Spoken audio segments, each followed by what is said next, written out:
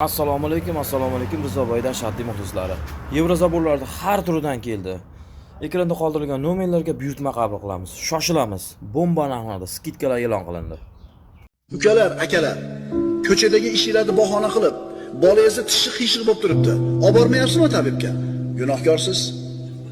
Bilyapsiz, bolangizda bir qaysidir bir kasallik turi bor, shu davolanmayapti.